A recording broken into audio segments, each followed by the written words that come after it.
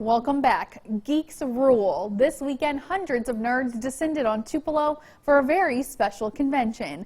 WCBI's Chad Groening explains. The line stretched back an entire block. These folks came to the Tupelo Link Center for the first ever Tupelo Comic Convention, or Tupelo Comic Con for short.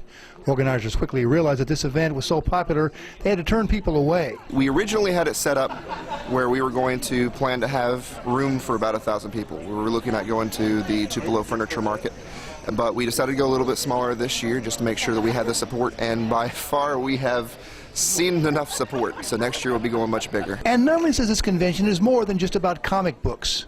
It's really about geek culture in general. And Nunley says this weekend, geeks rule. We enjoyed all this stuff when we were little.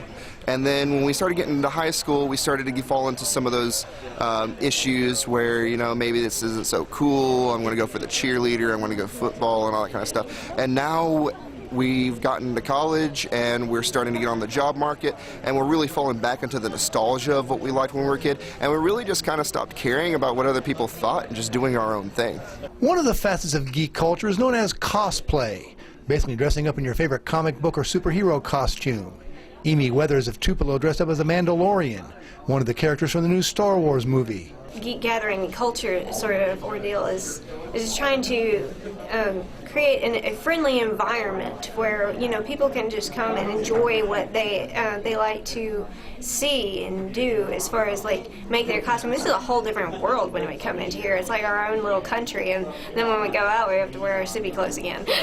And Weathers says this culture is more mainstream than it used to be, and she points out that geeks aren't the only people who dress up in crazy costumes. You like football, you go to football games, you wear your jerseys and stuff like that. It's the same thing. Really it is. The geek shall inherit the earth. The world's richest man is a nerd. Bill Gates, he's like the super nerd. Whit Sullivan is the chairman of the gaming part of this weekend's convention. Attendees play board games set up on tables, including this officially sanctioned game featuring the fighters from the Star Wars universe. And there are no computers allowed. People are learning that they need to unplug some and get more social, one-to-one interactivity with real human beings and not a computer screen. Families are realizing they need to pay more attention to what their kids are doing, and this is a great thing to do with your kids. And by the look of the crowd, this event should be around for many years to come. Chad Groening, WCBI News, Tupelo.